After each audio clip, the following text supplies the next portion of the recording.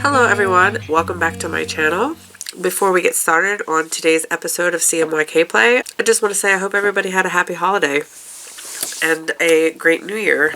I decided to take some time off between Christmas Eve and next Monday, but I haven't had an upload for you guys, so I am gonna be working a little bit on my vacation. This vacation, I just needed some time to process and regroup for the coming year and kind of take stock of things that I need to work on, things that I want to work on, and things that I need to just let go of. So here I am creating an episode for you guys because I don't want to leave you hanging. I know you guys are really enjoying these and I'm just so grateful for your support. So I don't want to leave you hanging anymore. So I'm going to work on my vacation a little bit here for you. This week on CMYK Play, we will be doing a colorway called Dark Gray Green. If you are new to the show, CMYK Play, we explore and experiment creating colors using the primary color CMYK, which is C stands for cyan, M stands for magenta, Y stands for yellow, and K stands for black. So we use stock mixtures of these dyes, we use the dry powder, and occasionally we use a combination of the two. Everything you need to know about what dye I'm using, what form I'm using it in, and any other relevant information will be located in the description box below. Sorry, I apologize. I am nursing the end of a really bad cold, so just bear with me here. These experiments that we do are on 75% superwash merino, 25% nylon sock yarn. Keep in mind that this is not the right or the wrong way to do this. These are just my experiments and how I'm doing them. There are a few things that can change the outcome of these experiments if you try them at home. Namely being if you either use a different dye that I'm using or a different base, yarn base that I'm using. If your water is more or less acidic than mine, these things will all change the outcome. So I encourage you to take this information and use it as a jumping off point for your own experiments.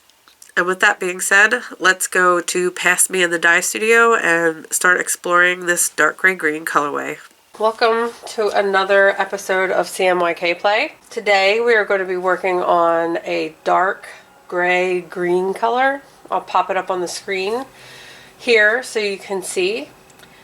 Today we are filming on my brand new camcorder, so I'm not entirely sure how this is going to go. I was a naughty content creator and did not charge my GoPro battery, so we're giving this a whirl. I'm going to see how it goes. The values that I found two different values on the internet. This is just going to be using C and K, so the blue and the black. The first set of values was 10 of Caribbean blue and 50 of black, and then two other sources were 20 and 50. So we're gonna see what both look like. I'm gonna start with 2 tablespoons of black as our 50.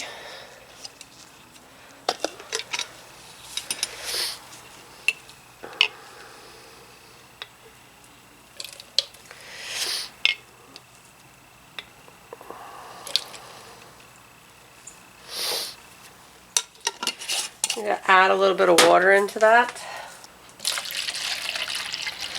And then for 10, what I was thinking before I started the episode was that for the 20 and 50, I was going to use a half a tablespoon because 20 is just slightly less than half.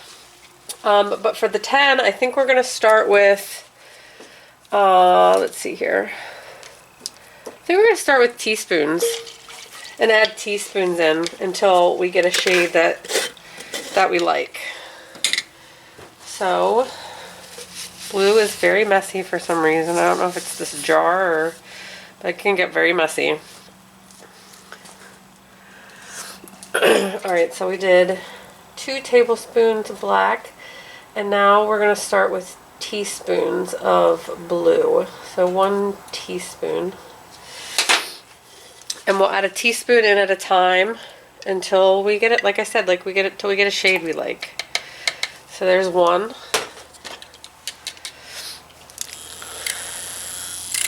Let's see what that looks like. I'm always fascinated. Like, I think it was Sage, an episode we did last season, where it was like magenta and black to make like a green color, and I was very skeptical that we were going to end up with a green color, and it didn't end up being the shade that I wanted anyway, but it was green, and so to my surprise it made a green color. So I'm kind of skeptical about just black and blue making a green color, but we shall see.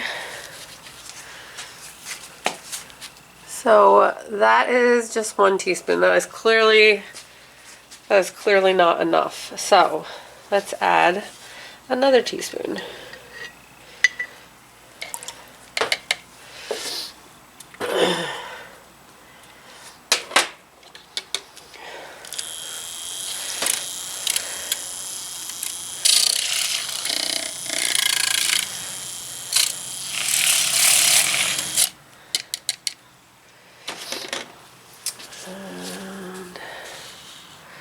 So it's still very, very black.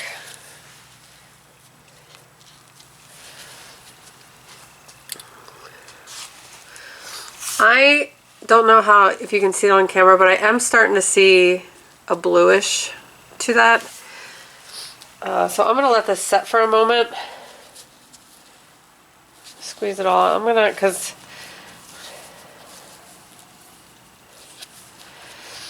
I'm kind of starting to see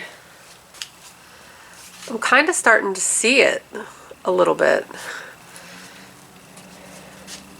So I'm going to let that set for a few moments. I'll be back with you in a few moments. Alright, I stepped out and looked at this in the sunlight. That definitely has a lot of blue in it. So I think what I want to do, I want to like use this as our base and see what it looks like on the yarn. So that was 2 tablespoons of black and 2 teaspoons of blue. And we're going to have to adjust from there. So I'll see you over at the pots. Okay, so we're over at the pots, and as always we're starting with just plain tap water, no citric acid in the color in the water. What we do is we get the yarn in here and we stir it around a little bit with the heat, and as the heat rises, once I start to really feel it in the water, that's when I add the citric acid in and move it around. I find that this method of doing like solids or semi-solids is the most effective for me.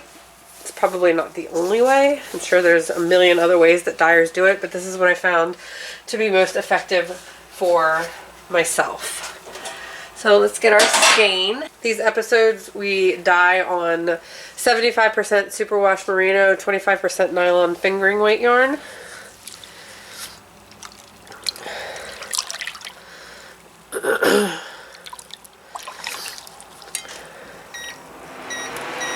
Alright, so that's definitely like very blue, but I'm going to give it some stirring for a little while. And I will be back with you once I start to feel a little bit of heat so we can see where we're at. And then we'll do our citric acid and start our next attempt. So I'll see you in a few moments. Okay, so I'm starting to feel some heat in the water. So I'm going to add 2 tablespoons of citric acid into our attempt number 1.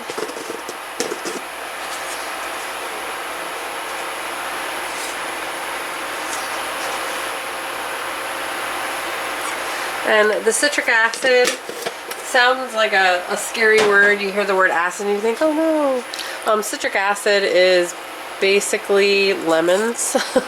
It's the kind that I use is food grade citric acid, so it's not actually acid in the traditional sense what you would think of when you hear the word acid. And basically it's a mordant, and that's what you use to make the color stick to the yarn. With another mordant that can be used, which I'm not a fan of, is vinegar, white vinegar. The reason I'm not a big fan of vinegar is because you have to use a lot more. I'm not particularly in love with the smell of vinegar. You have to, like, where you would use like 2 tablespoons or so of citric acid, you would be using like a cup or more of vinegar. So cost effectiveness wise, citric acid is just better. And for my smelling, what I have to smell while I'm doing this, there's already a lot of funky smells from dyes, but I much prefer the no fragrance citric acid to the lots and lots of smells and fragrance vinegar. But if you are just doing this as a hobby, vinegar is definitely an option. You can buy smaller bags of citric acid. I get 5-pound tubs of it. And I believe you can get much, much bigger, but unfortunately the cost of shipping becomes an issue at that point. But anyway, so we have our 2 tablespoons of citric acid in, starting to feel some heat in the water. So the picture that I'm working off of for this project, this looks pretty close to me. I don't know on camera if it looks green, but it's like, I don't even know why they call it gray-green because the picture definitely to me looks blue-green. So we're gonna go back over to the mixing table and I'm gonna try something I actually haven't tried on an episode of CMYK Play before. So I'll see you over there and we will discuss. Okay, so on previous episodes of CMYK Play, I've either done just liquid or just powders, but today I want to see what happens when we mix the powder.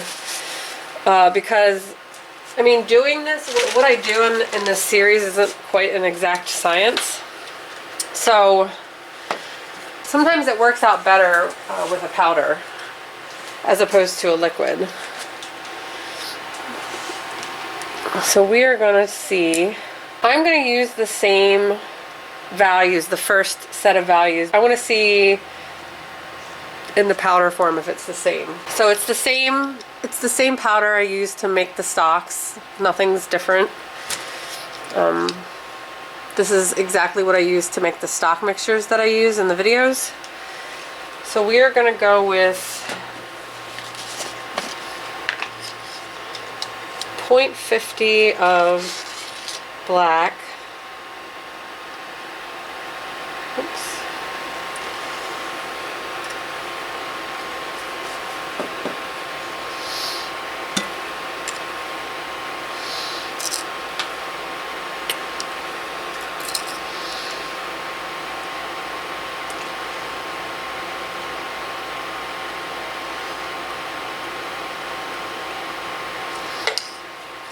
So 0.50 of black, and we're going to do 0.1 of the Caribbean blue.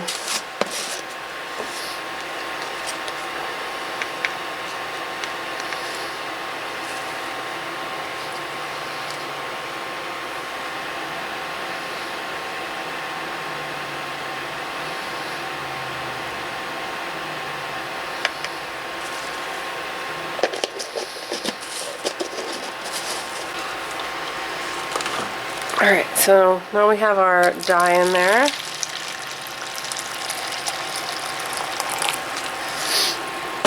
And I want to see what that looks like.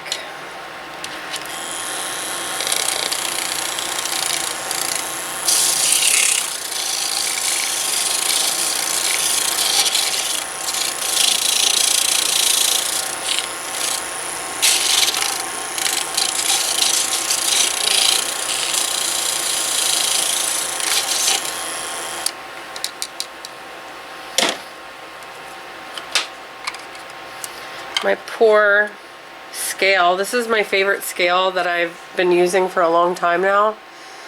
I have gone through many of these, and this was my favorite, but I dropped her, and now she's a little banged up. Still works, but a little banged up. All right, so this was attempt number 1. That was liquid. And now we're going to see what doing the measurements, what the powder looks like.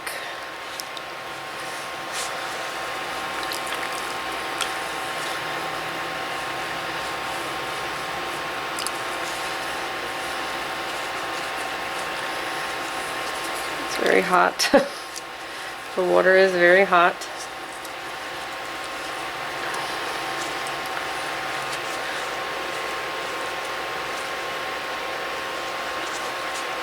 So I would have to say that measuring out the dye actually got closer to the first mixture than the second, which is interesting. Let me write this down before I forget what I did here. So we did 0.10 and 0.50. So I wonder,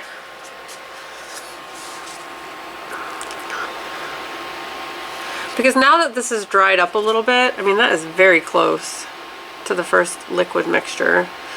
Now that this is dried up a little bit, I do see the blue. Like, this is definitely more vivid, but I do see it.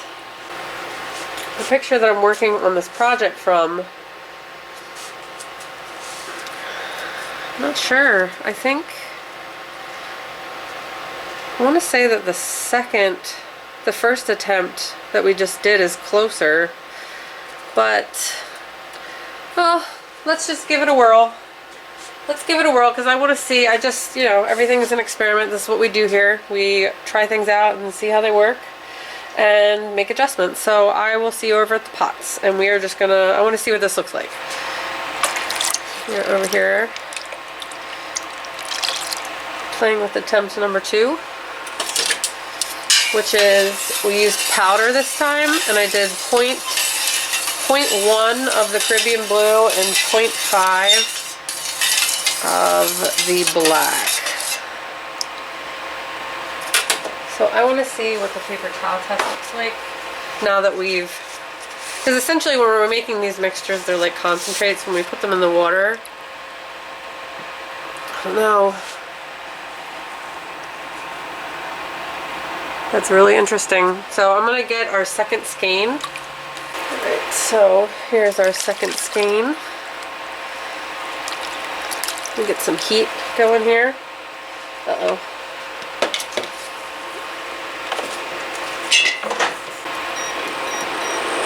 Yeah, power issues in the studio are very challenging to share, plug and unplug. So I am gonna continue mixing this around until I feel some heat in the water. And then I will be back with you to add some citric acid. I am back, and we're starting to feel some heat in the pot. You can definitely still see some blue, but this is definitely not as bright as attempt number 1. So we're gonna add the citric acid.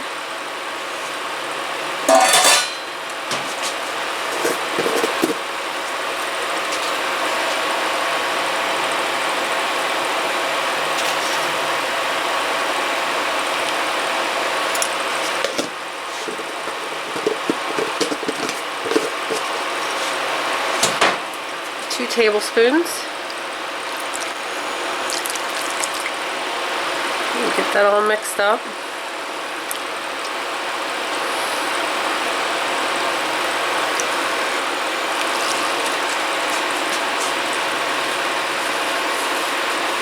It's funny, I can actually see this better on camera than I can in person.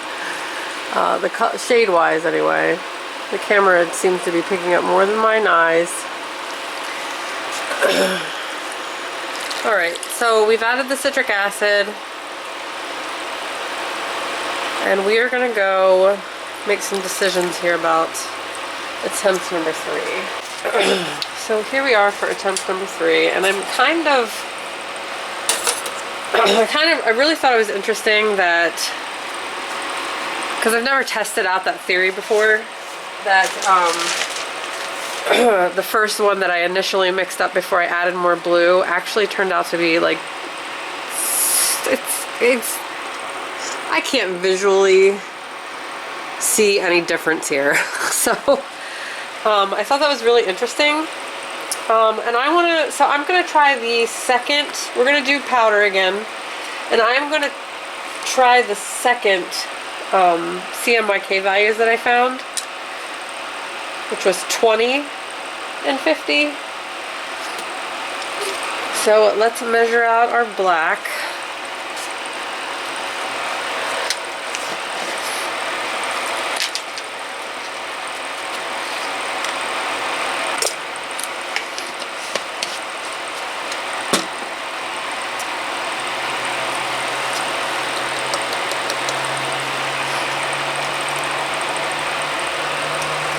So this little thing that I'm using actually came with the scale, but until I dropped it a few weeks ago, I actually never needed to use it. But I found, because I was doing some experimenting earlier before filming, that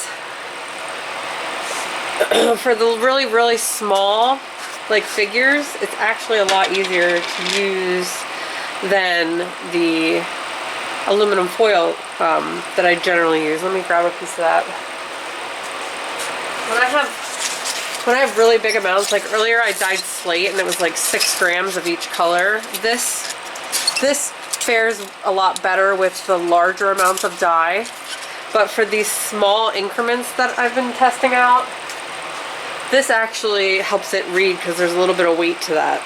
So we're gonna do 0.2 of the blue.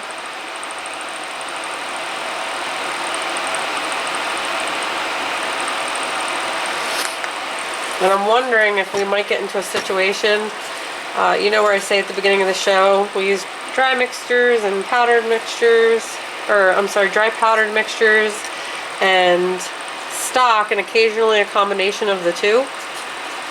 I'm wondering if we're going to end up doing that today. Because I have my suspicions.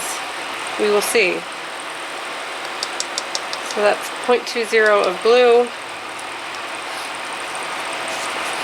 And we're going to mix it up. Well, generally doing this mixing, I would definitely be wearing a face mask.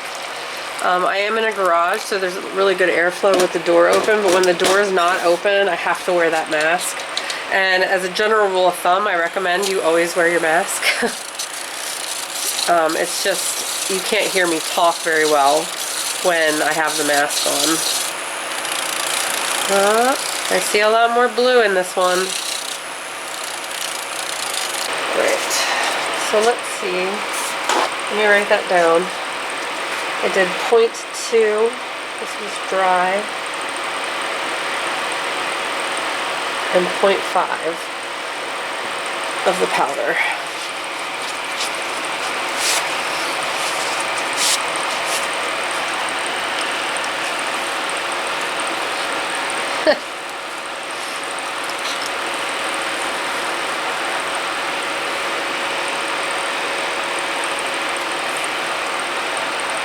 I'm going to have to let this sit for a few moments, but I find it very interesting that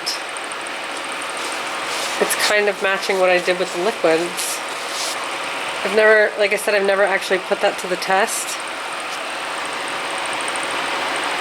This is very much more vibrant than the first one, which was also the case with the liquid. How much of that you're actually seeing? Oh goodness. I'm very much a creature of habit and do not like having to change up my routine. Unfortunately, I also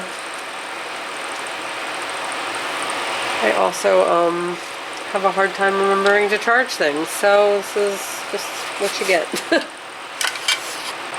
I think I just realized what the problem was.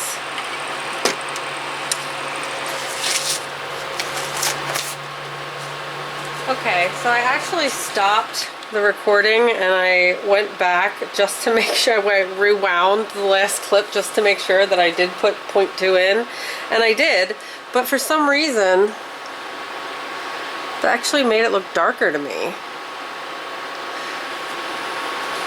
So I don't really understand why that is.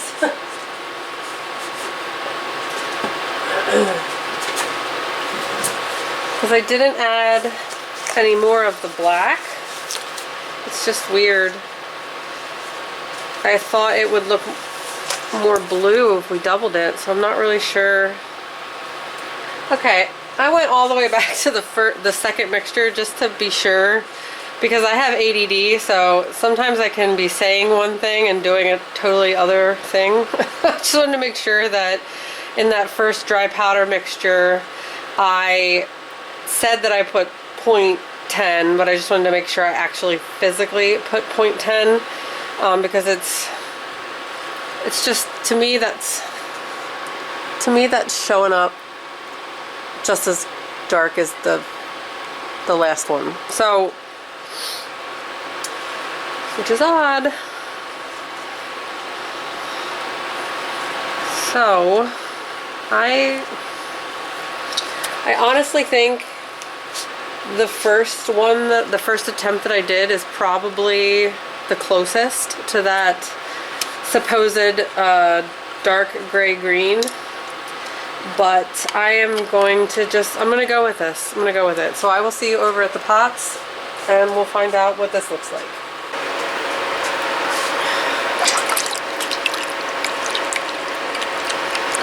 So in goes our third attempt.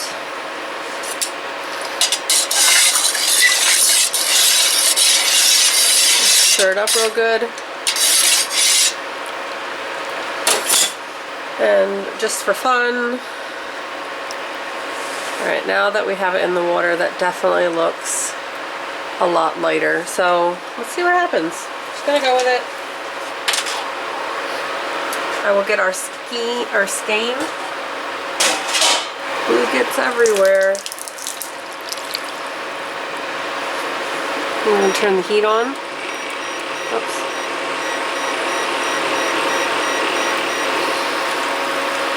So as we can see, like the preliminary dip here, it's definitely more blue. So I am going to continue stirring this until we feel some heat, and then I will be back with you to wrap up. Okay, so we're back, and I'm starting to feel some heat in the pot. I honestly don't see any difference between attempt 2 and attempt 3. But let's add the citric acid.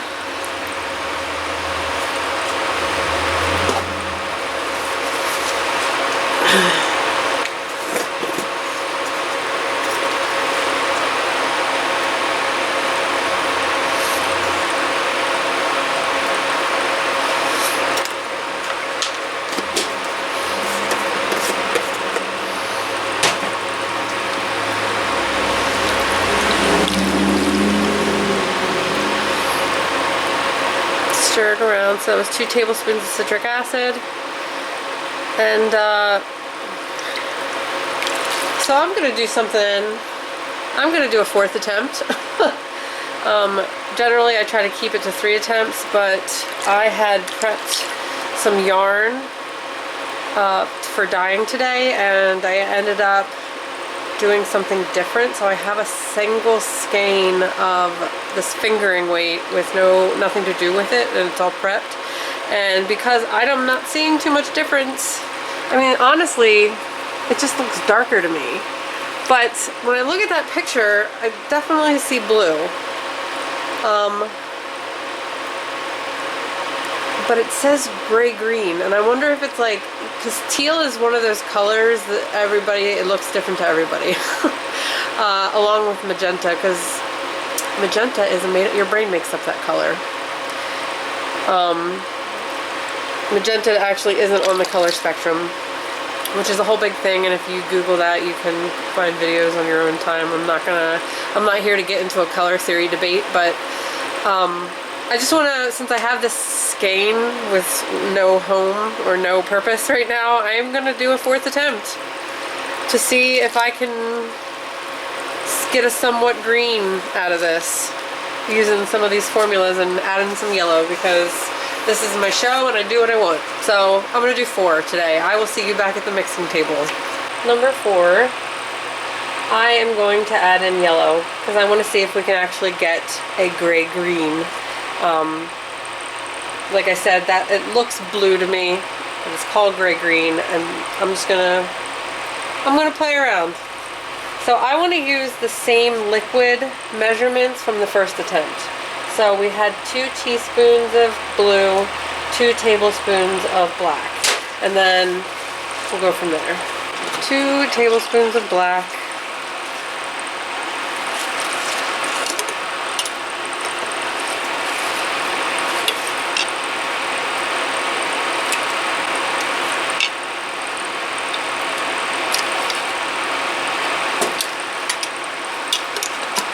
I love a good green, especially a muted green. So that's what I'm going for. So 2 teaspoons of blue. So this was our first liquid mixture, which if you recall was very blue compared to the other 2. And I'm going to use that and manipulate it with little bits of yellow to see if we can't get a green that we adore. It may not be something I end up using in the project that we're working on this season, but it'll still be fun. So I'm going to add in just tiny bits of yellow. We're going to go with the 1/16 pinch. And I know that sounds like we might be here forever, but I don't want to go with a higher amount and have it be too much. I always err on the caution of let's just add little bits anymore. Alright. So let's see what that looks like. We're going to move our yellow away, because yellow is the easiest to contaminate. Alright. Alright, we don't really see any difference there. We did 1/16 teaspoon. So I'm going to add in 2 more.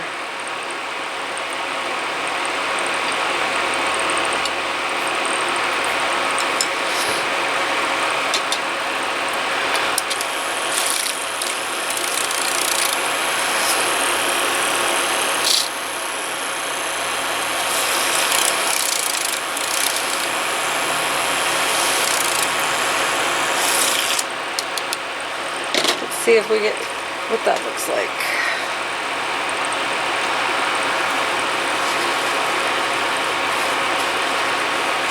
Alright, still looks very blue to me. Oh, I really prefer the GoPro for this particular task. Still looks blue. So we've added in 3 of those now. 1 more is a 1/4 teaspoon.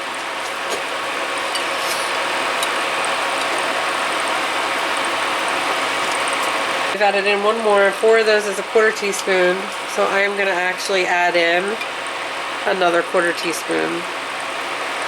So now we're up to a 1/2 teaspoon. Hope you're following my math here.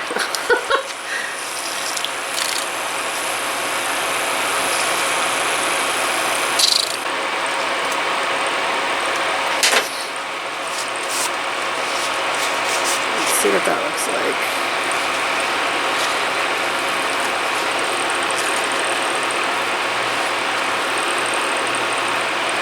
Alright, here I'm starting to see it change a little bit.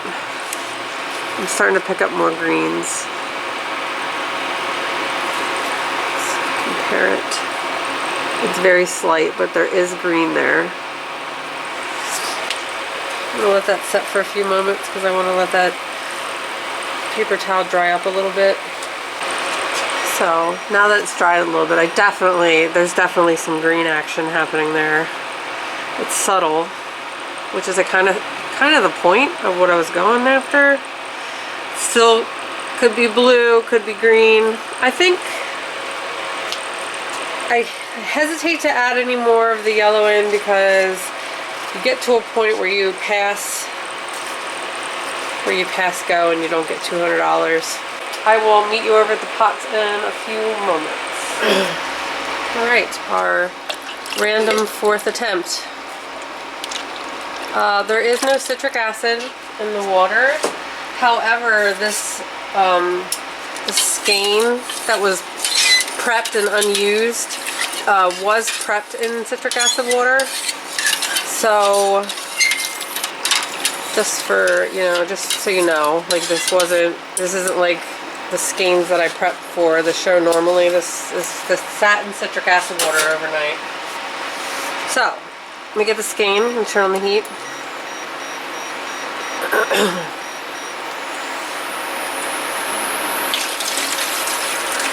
It is, however, the exact same yarn. It's the 75-25 Superwash Merino.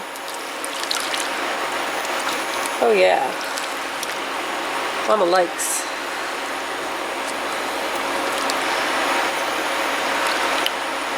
So I'm gonna go ahead and I am really liking this. We'll have to see what happens once it soaks in a little bit, but I am gonna go ahead and stir this for a bit, and I will be back with you when I feel some heat in the pot. And I'm starting to feel some heat in the water, but I don't know if you can see that. That is definitely what my eyes see in that picture, but we're not gonna know for sure. I'm very happy with how this attempt is coming out, but we'll have to see once they're all washed and dried. I'm gonna add the citric acid in.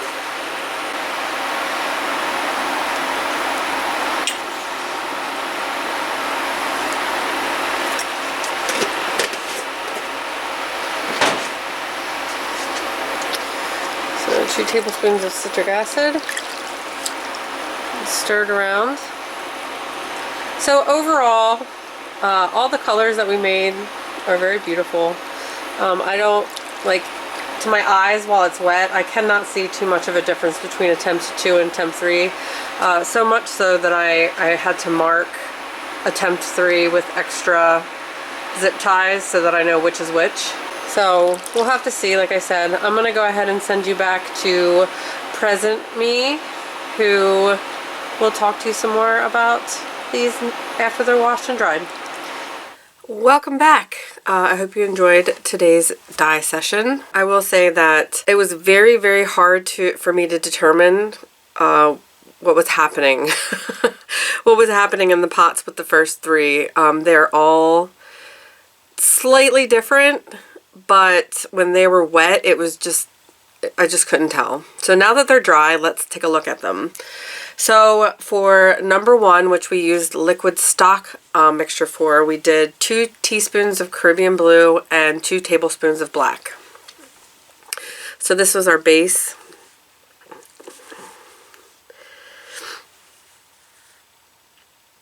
And then we switched to dry powder for 2 and 3. So for number 2, we did 0.10 grams of Caribbean blue and 0.5 grams of the black.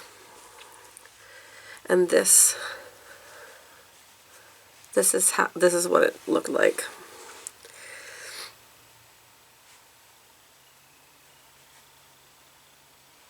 Definitely very close to number 1.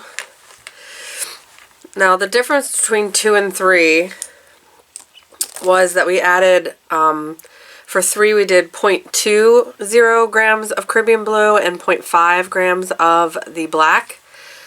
And I kept saying, like, looking at it on the paper towel test, that it looked darker, and basically it's more saturated. It gave it more blue, a little bit of a brighter blue, kind of like the first one. It's like a very rich color. It's very full.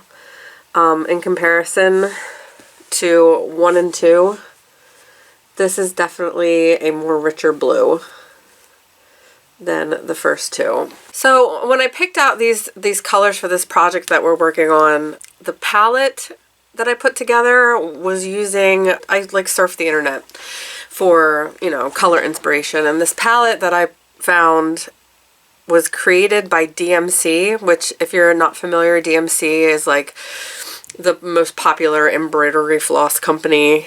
That's the only one that I know of, to be honest with you. So Their color codes, it's like DMC and then a number. I had to take that code, go online, find the hex code for that color, and then translate that to CMYK values. So this particular project was actually a lot of like flipping back and forth between websites to try to figure out how I could get close to these colors, because I really, really like the colors. With number 4, they call this DMC color dark gray green. And I'm not, you know, coming up with names for colors of things is not my strong suit, but this is definitely not what I would have called this. To me, it looks like a teal, like a very muted teal. And in my experience, teal, it's like more on the green side, and to get like a true green, you need to add yellow. So for this last attempt, throughout all 3 of them, I was thinking I should probably just add some yellow. I bet you that would just bring out that like slight green color that we're looking for. So in the last attempt, because I had that extra skein, I just said, you know what, let's do it. So I went back to stock mixtures on this attempt, and we did 2 teaspoons of cadmium blue, 2 tablespoons of black, and 1/4 teaspoon of the yellow. And I think this one is the one. It might be hard to tell. I can't never tell on this little screen if you can actually see the color, but I'm assuming it's very close to that picture. I'll pop it up on the screen again, but this is the one. I'm going with number 4 as the one that I'm going to use for the project. So let me hold them all up together. So they're all really pretty. These will be available on my website to order when this episode airs. The next episode, we will be creating what's called a light mahogany.